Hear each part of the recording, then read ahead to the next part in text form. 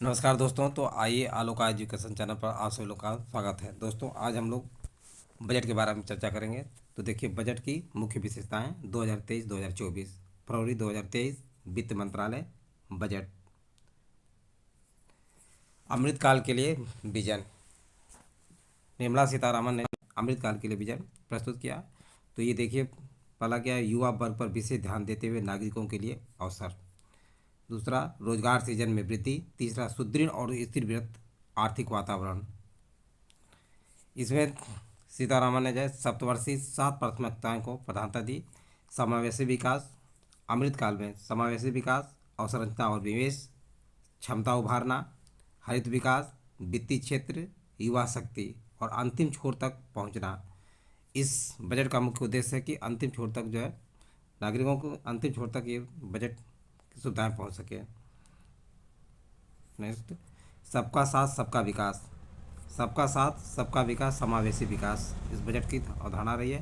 कृषि और सहकारिताएं, देखिए डिजिटल सार्वजनिक अवसंरचना का निर्माण, किसानों के लिए सुलभ समावेशी और शिक्षाप्रद समाधान, कृषि गतिवर्धक कोष की स्थापना, ग्रामीण क्षेत्रों में नवाचार स्टार्टअप को प्रोत्साहित करने के लिए, NANB बागवानी स्वच्छ पौध कार्यक्रम, उच्च मूल्य की बागवानी फसलों का उत्पादन बढ़ाने के लिए। लक्षित निधियन है इसमें पशुपालन, डेयरी कार्य और मत्स्यिकी क्षेत्र को 20 लाख करोड़ रुपए का ऋण आवंटन। लक्षित निधियन मैंने पशुपालन और डेयरी कार्य मत्स्यिकी क्षेत्र में कार्य करने के लिए 20 लाख करोड़ रुपए तक का ऋण आवंटित किया जाएगा। भारत को मिलेट का वैश्विक केंद्र बनाना। मिलेट को अब श्री अन्न के नाम से जाना जाएगा। अनुसंधान को बढ़ावा देने के लिए IIMR हैदराबाद को सहायता दिया जा रहा है। व्यापक रूप से उपलब्ध भंडारण क्षमता की स्थापना, उपयुक्त समय पर बिक्री करने में किसानों को समर्थ बनाकर उसका पारिश्रमिक बढ़ाएगा। देखिए दोस्तों, जो है कृषि क्षेत्र को संस्थागत ऋण में वृद्धि। 2015 में जो है 85%, 16 में जो है 92% और 17 में परसेंट नहीं है, करोड़ रुपए में है। 17 में 107 करोड़ और 2018 में 16 और 2019 में 26 करोड़, 2020 में 139 करोड़, 2021 में 158 करोड़ और 2022 में 186 करोड़ जो है कृषि क्षेत्र संस्थागत को ऋण वृद्धि हुई। रिकॉर्ड खाद्यान्न उत्पादन हुआ। दोस्तों ध्यान दीजिए, 15 में जो है 240 से ऊपर का उत्पादन हुआ। 2016 में भी 240 से ऊपर उत्पादन हुआ। 2017 में 280 टन खाद्यान्न उत्पादन हुआ। 2018 में जो है 280 के ऊपर था। 2019 में 280 के लगभग था। 2020 में जो है 300 तक पहुंचा और 2021 में 320 के लगभग और 2022 में इसका ग्राफ जो है ऊंचा रहा। यानी धीरे कृषि खाद्यान्न उत्पादन में भारत का उत्पादन स्तर जो है निरंतर बढ़ता गया है। आगे बढ़ते हैं। सबका साथ सबका विकास समावेशी विकास। स्वास्थ्य के क्षेत्र में देखिए 157 नए नर्सिंग कॉलेज स्थापित करने का बजट में ये प्रावधान किया गया है। सिकल सेल एनीमिया उन्मूलन मिशन शुरू। ये जनजातियों के लिए है जिनकी संख्या जो है 75 के लगभग है। तो सिकल सेल एनीमिया रोग उनमें होता है, इसीलिए इस मिशन को शुरू किया गया। फार्मास्यूटिकल विकास अनुसंधान को बढ़ावा देने हेतु नया कार्यक्रम शुरू किया गया। ICMR की चुनिंदा प्रयोगशालाओं में सुविधाओं के जरिए सरकारी और निजी संयुक्त चिकित्सा अनुसंधान को प्रोत्साहित करना। स्वास्थ्य और शिक्षा पर व्यय में वृद्धि, GDP का प्रतिशत। हेल्थ में देखिए 1.4 और 2.1। फिर इसके बाद है एजुकेशन में 2.8%, 2.9% की वृद्धि दर्ज की गई। अब शिक्षा और कौशल देखिए, जिला शिक्षा और प्रशिक्षण संस्थानों के जरिए शिक्षक प्रशिक्षण का पुनरुद्धार, बच्चों और किशोरों के लिए राष्ट्रीय डिजिटल पुस्तकालय की स्थापना करना, पंचायत और वार्ड स्तरों पर पुस्तकालय खोलने के लिए राज्यों को प्रोत्साहित करना। ये 3 चीज़ें हैं शिक्षा और कौशल पर जो ध्यान रखा गया है। जिला शिक्षा और प्रशिक्षण संस्थानों के जरिए शिक्षक प्रशिक्षण का पुनरुद्धार, बच्चों और किशोरों के लिए राष्ट्रीय डिजिटल पुस्तकालय की स्थापना करना है, पंचायत और वार्ड स्तरों पर पुस्तकालय खोलने के लिए राज्यों को प्रोत्साहित करना है। आगे देखते हैं दोस्तों, सभी के लिए सुविधाएं। इस बजट में सभी के लिए सुविधाएं प्रस्तुत की गई हैं। ग्रामीण घरों को 9 करोड़ पेयजल कनेक्शन। पीएम किसान के तहत जब 11.4 करोड़ के से अधिक किसानों के लिए 2.2 लाख करोड़ का नकदी अवतरण अंतरण। PMSBY और PMJJY के तहत जो है 44.6 करोड़ व्यक्तियों के लिए बीमा कवर किया गया है। SBM के तहत 11.7 करोड़ पारिवारिक शौचालय बनाए गए। उपलब्धि समावेशी विकास यहाँ पे है तो 47.8 करोड़ PM जनधन बैंक खाते खोले गए। उज्ज्वला के तहत जो है 9.6 करोड़ LPG कनेक्शन दिया गया। 102 करोड़ व्यक्तियों के लिए 220 करोड़ कोविड टीके लगाए गए। एक बार पुनः देखिए, उपलब्धि समावेशी विकास में क्या क्या किया गया। सभी के लिए सुविधाएं दी गई हैं। ग्रामीण घरों को 9 करोड़ पेयजल कनेक्शन प्रदान किया गया। PM किसान के तहत 11.4 करोड़ से अधिक किसानों के लिए 2.2 लाख करोड़ नकदी अंतरण किया गया। PMSBI और PMJJY के तहत 44.6 करोड़ व्यक्तियों के लिए बीमा कवर किया गया। SBM के तहत 11.7 करोड़ पारिवारिक शौचालय बनाए गए और 47.8 करोड़ PM जन धन बैंक खाते खोले गए दोस्तों। और उज्ज्वला योजना के तहत 9.6 करोड़ LPG गैस कनेक्शन दिया गया। 102 करोड़ व्यक्तियों के लिए 220 करोड़ कोविड टीके लगाए गए। आइए देखते हैं, विद्युत रोजगार बनी रही। बेरोजगारी दर 4 वर्षों की निम्न स्तर पर पहुंची। लाख करोड़ में ये 2020 में 140 करोड़ से स्टार्टिंग होती है, फिर 2021 में गिरता है। इसके बाद जो है 2023-24 में रोजगार ने मतलब 140 से ऊपर गया। बेरोजगारी दर 4 वर्षों की निम्न स्तर पर पहुंची। पहले बेरोजगारी दर जो है जून 2019 में 8.9 थी, जो कि 2022 सितंबर 2022 में, ध्यान दीजिए दोस्तों, पहले 8.9 थी। इसके बाद बेरोजगारी दर में वृद्धि होकर के सितंबर 2020 में 20.9 तक पहुंच गई, जो कि बहुत ही सोचने का विषय था। लेकिन अब बेरोजगारी दर जो है गिर करके सितंबर 2022 में 7.2 पर आकर टिकी हुई है। नेक्स्ट आगे बढ़ते हैं, अंतिम छोर तक पहुंचना। इस बजट का मुख्य उद्देश्य रहा है कि सुविधाएं लोगों को अंतिम छोर तक पहुंचे। प्रधानमंत्री PVTG विकास मिशन शुरू करना। कर्नाटक के सूखा संभावित क्षेत्र में धारणीय सूक्ष्म सिंचाई हेतु वित्तीय सहायता करना। 740 एकलव्य आदर्श आवासीय स्कूलों के लिए अधिकाधिक शिक्षकों की भर्ती करना। प्राचीन पांडुलिपियों के डिजिटलीकरण के लिए भारत श्री की स्थापना करना। आइए आगे देखते हैं, अवसंरचना और निवेश। अवसंरचना और उत्पादक क्षमता में निवेश बढ़ाने के लिए प्रोत्साहन। गुणक प्रवाह विकास और रोजगार में वृद्धि। तो पूंजीगत निवेश परिव्यय को 33.4% बढ़ाकर 10 लाख करोड़ करना है।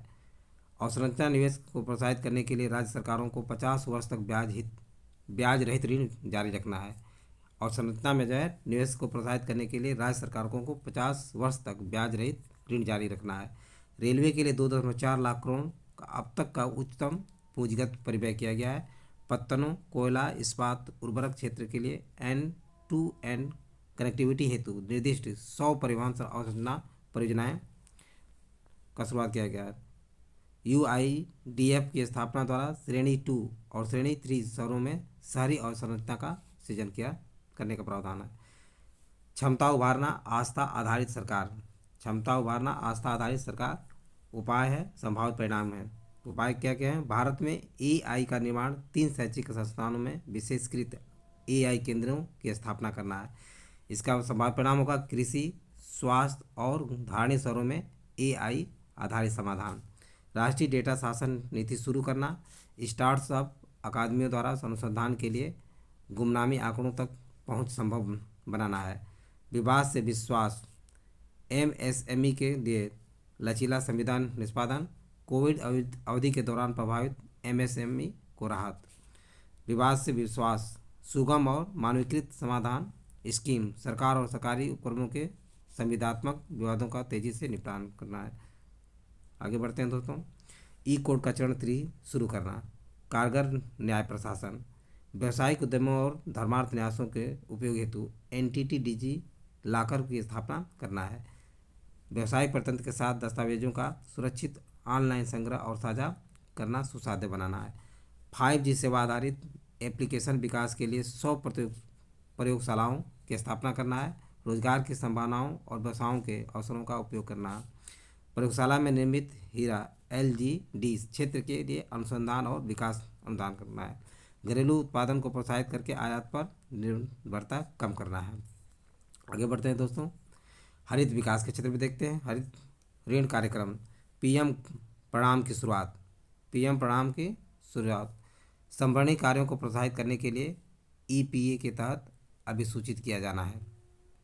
राज्यों संघ राज्य क्षेत्रों को वैकल्पिक उर्वरकों के प्रयोग को बढ़ावा देने के लिए प्रोत्साहन मिलेगा। 500 नए अवशिष्ट धन संयंत्र इस बजट में प्रस्तुत किए गए हैं। चक्रीय अर्थव्यवस्था को बढ़ावा देने के लिए गोवर्धन स्कीम के तहत स्थापित किए जाने हैं। संभारणीय पारितंत्र विकास तट रेखा के साथ मैंग्रोव पौधरोपण के लिए मिस्टी की शुरुआत। ध्यान रखना दोस्तों, मिस्टी की शुरुआत जो है तट रेखा के साथ मैंग्रोव पौधरोपण के लिए किया गया है। आर्द्र भूमि के इष्टतम उपयोग के लिए अमृत धरोहर का कार्यान्वयन। अन्य पहले हैं किसानों को प्राकृतिक कृषि अपनाने में सहयोग देने के लिए 10,000 बायो इनपुट संसाधन केंद्रों की स्थापना करना है। बैटरी ऊर्जा भंडारण प्रणालियों को बढ़ावा देना है। ऊर्जा दक्ष परिवहन के लिए तटीय नौवहन को बढ़ावा देना है। पुराने प्रदूषणकारी वाहनों को बदलने के लिए निधियों का आवंटन करना है। आगे बढ़ते हैं दोस्तों, अमृत पीढ़ी युवा शक्ति। ध्यान दीजिए, ध्यान योग्य बातें हैं। PMKY 4.0 की शुरुआत, जिसमें coding, artificial intelligence, robotics, 3D मुद्रण आदि नए पाठ्यक्रमों को शामिल किया जाएगा। पर्यटन क्षेत्र को बढ़ावा देने के उपाय घरेलू विदेशी पर्यटकों के लिए एक पूर्ण पैकेज के अंतर्गत चुनौतीपूर्ण रीति चुने गए हैं। कम से कम 50 गंतव्यों को विकसित किया जाना है। यूनिटी मॉल स्थापित करने के लिए राज्यों को प्रोत्साहन। यूनिटी मॉल में ODOP एक जिला एक उत्पाद, GI और हस्तशिल्प उत्पादों के संवर्धन और विक्रय को बढ़ावा दिया जाएगा। वित्तीय क्षेत्र में देखिए, राष्ट्रीय वित्तीय सूचना रजिस्ट्री की स्थापना, ऋण देने में दक्षता लाना, वित्तीय समावेशन और वित्तीय स्थिरता में बढ़ावा, केंद्रीय डाटा संसाधन केंद्र की स्थापना, कंपनी अधिनियम के तहत प्रशासनिक कार्य के निष्पादन में तेजी आएगी। MSME के लिए ऋण गारंटी स्कीम, 2 लाख करोड़ अतिरिक्त संपार्श्विक मुक्त गारंटी युक्त ऋण प्रदान करने के लिए संवर्धित स्कीम के तहत कार्पस निधि का विस्तार। महिला सम्मान बचत पत्र। ध्यान दीजिए दोस्तों, महिलाओं के लिए बजट में क्या सुविधाएं दी गई। महिलाओं के लिए 2 लाख की राशि जमा करने की सुविधा के साथ 2 वर्ष की अवधि के लिए एक बार की नई लघु बचत योजना शुरुआत। वरिष्ठ नागरिकों के लिए वरिष्ठ नागरिक बचत योजना के लिए अधिकतम जमा राशि 15 लाख से बढ़ाकर 30 लाख कर दिया गया है। अन्य पहले हैं GIFT IFC में व्यावसायिक क्रियाकलापों को बढ़ावा देने के लिए पहले प्रतिभूति बाजारों में शैक्षिक प्रमाण पत्र देकर और अधिक प्रशिक्षित व्यवसायियों को तैयार करना है। नेक्स्ट देखते हैं दोस्तों, राजकोषीय प्रबंधन। राज्यों को 50 वर्ष का ब्याज मुक्त ऋण जिसे वर्ष 2023-24 के भीतर पूंजीगत व्यय पर खर्च किया जाना है। राज्यों को ऋण का आंशिक भाग वास्तविक पूंजीगत व्यय बढ़ाने की शर्त पर दिया जाएगा और परिव्यय के हिस्से राज्यों द्वारा शुरू किए गए अनेक सुधारों से संबद्ध होंगे। राज्यों के लिए राजकोषीय घाटा GSD का 3.5%, 0.5% विद्युत क्षेत्र के सुधारों के लिए सहबद्ध किया गया है। राजकोषीय समेकन वर्ष 2025-26 तक राजकोषीय घाटे को 4.5% से नीचे रखने का लक्ष्य रखा गया है। भारतीय अर्थव्यवस्था को सुदृढ़ बृहत अर्थव्यवस्था के मूलभूत तत्वों का सहारा। राजकोषीय समेकन के मार्ग पर संघ सरकार। देखिए दोस्तों, GST मासिक राजस्व 1.5 लाख करोड़ के आसपास बना रहा। आगे बढ़ते हैं, संघ सरकार का दृढ़ता पूंजीगत व्यय कितना था लाख करोड़ में। 2016 में जो है 2.5 लाख करोड़ रुपये था, 2023 में 7.3 लाख करोड़ रुपया और 2024 में 10 लाख करोड़ रुपये संघ सरकार का दृढ़ता पूंजीगत व्यय है। निम्न NPA के चलते बैंकों की सुधरती आस्ती गुणवत्ता। अब देखिए 2020 में 8.2%, 21 में 7.3%, 2022 में 5.8% और 22 सितंबर में 5%। आइए आगे बढ़ते हैं, देखते हैं 9 महीनों के आयातों को कवर करने के लिए पर्याप्त विदेशी मुद्रा भंडार। आइए देखते हैं दोस्तों जो विदेशी मुद्रा भंडार का ये ग्राफ है। थोक मूल्य सूचकांक में खाते खुदरा मूल्य की सूचकांक आप लोगों के सामने है, इसे आप लोग बढ़िया से देख लीजिएगा। आगे बढ़ते हैं, कर प्रस्ताव। अप्रत्यक्ष करों के सरलीकरण से लाभ। अप्रत्यक्ष करों के सरलीकरण से लाभ है, देखिए उच्चतर निर्यात, उच्चतर घरेलू विनिर्माण, उच्चतर निर्यात, उच्चतर घरेलू विनिर्माण, अर्थव्यवस्था में अधिक मूल्यवर्धन, हरित ऊर्जा और गतिशीलता। ये पॉइंट देखने लायक है और माइंड में बनाए रखना है। निम्नलिखित पर सीमा शुल्क में परिवर्तन। और सीमा शुल्क में परिवर्तन किया जाएगा तो उस पर लाभ क्या होगा? लिथियम आयन बैटरी विनिर्माण के लिए पूंजीगत वस्तुओं के आयात, इसमें पर्यावरण हितैषी परिवहन के लिए मोबाइल कैमरा लेंसों के आयात, मूल्यवर्धन बढ़ाना, डीनेचर्ड एथाइल एल्कोहल रसायन उद्योगों के लिए, श्रिम्प आहार के उत्पादन के लिए मुख्य इनपुट, अधिकाधिक समुद्री निर्यातों के लिए। आगे बढ़ते हैं दोस्तों, प्रयोगशाला निर्मित हीरों के लिए विनिर्माण के लिए बीज, निर्यात संवर्धन के लिए, कॉपर स्क्रैप पर रियायती बुनियादी सीमा शुल्क जारी रखना। तो यह एमएसएमई के लिए कच्चे माल की उपलब्धता बढ़ाना, मिश्रित रबर पकित रबर के बराबर लाने के लिए और शुल्क अपवंचन को रोकने के लिए।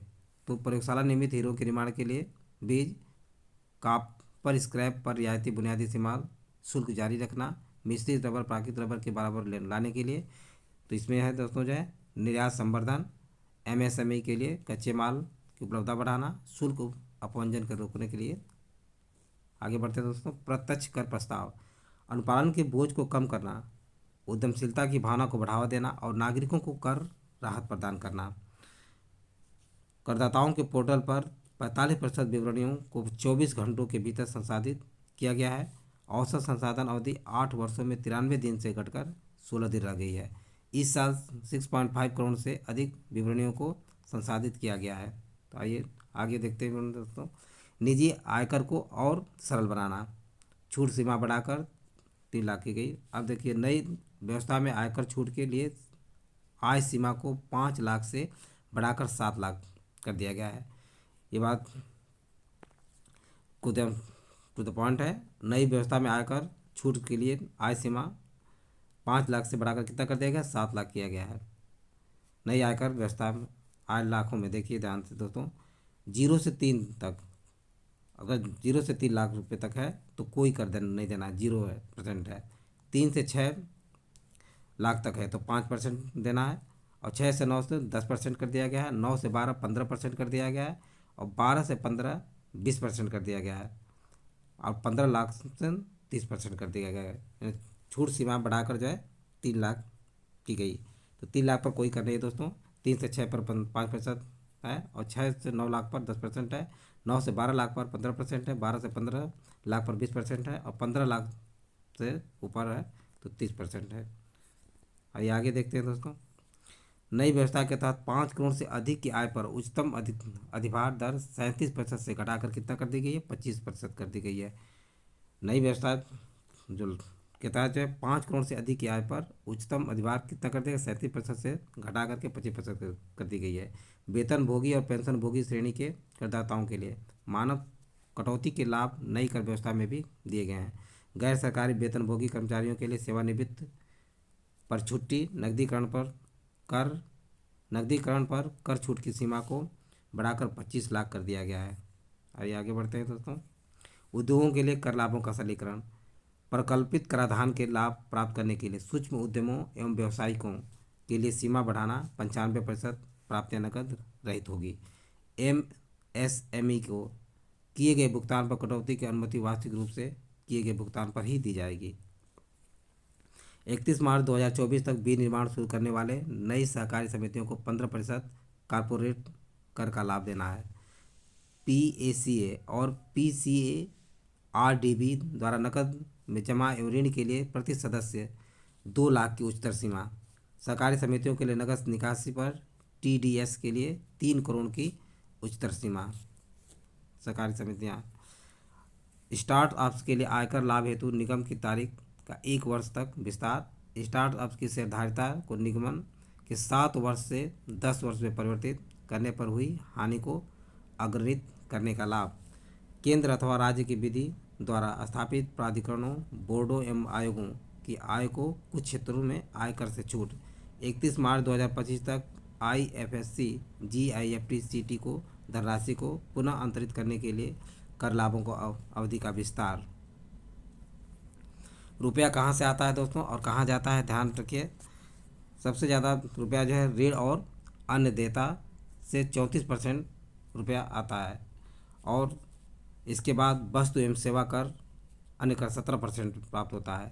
आयकर से 15, निगम कर से 15, केंद्रीय उत्पाद शुल्क से 7% आता है, सीमा शुल्क से 4% आता है, ऋण रहित पूंजीगत प्रतिभा से जो है 2% आता है, कर रहित से प्राप्तियाँ होती है 6%, कर रहित से 6% प्राप्तियाँ होती हैं।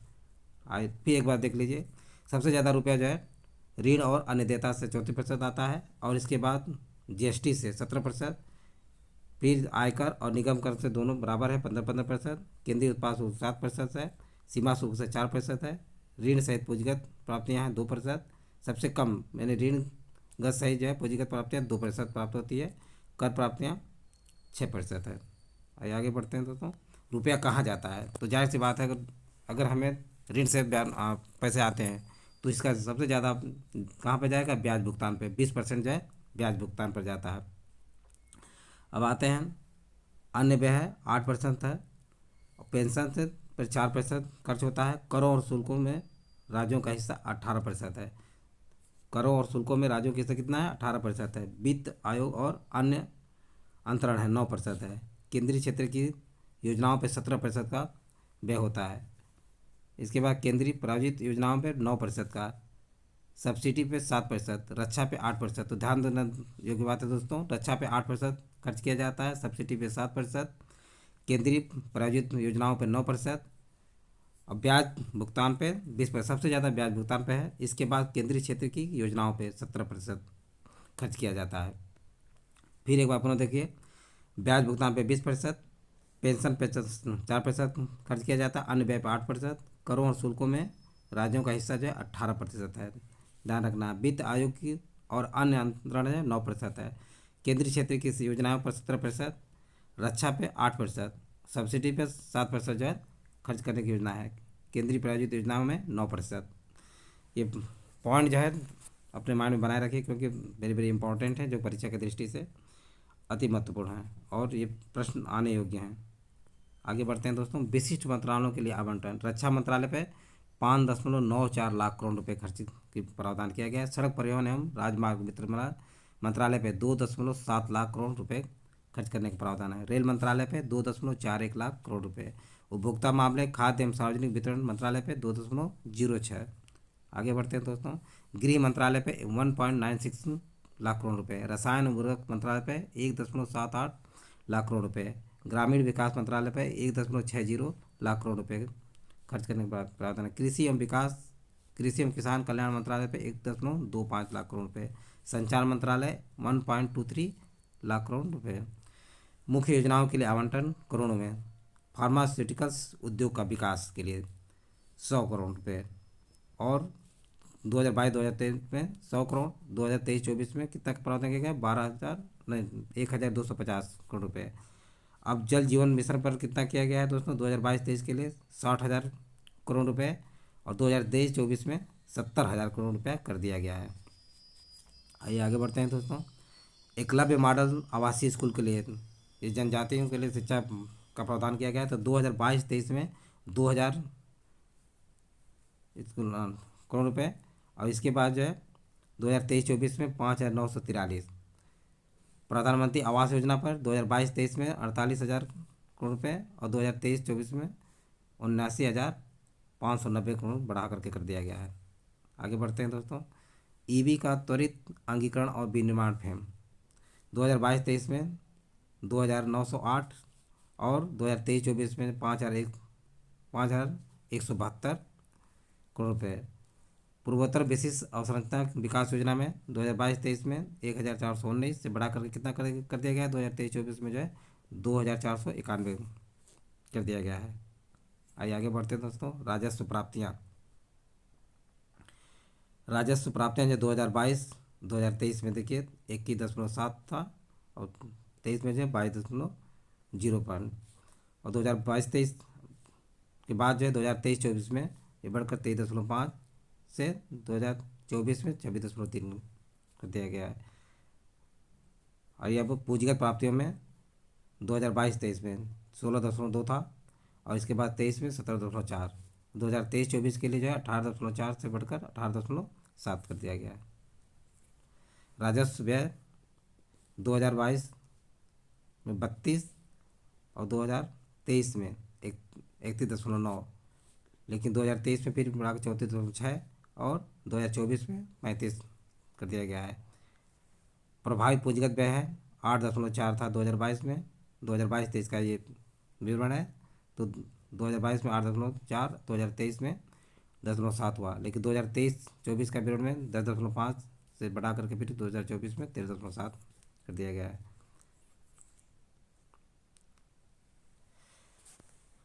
Thank you for watching Aloka education.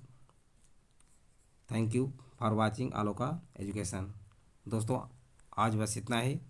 यदि वीडियो आप लोगों को अच्छी लगी हो तो इसे सब्सक्राइब और लाइक करना न भूलें, तथा अपने सगे संबंधियों और दोस्तों को शेयर करना भी न भूलें। थैंक यू दोस्तों, नेक्स्ट वीडियो में मिलेंगे।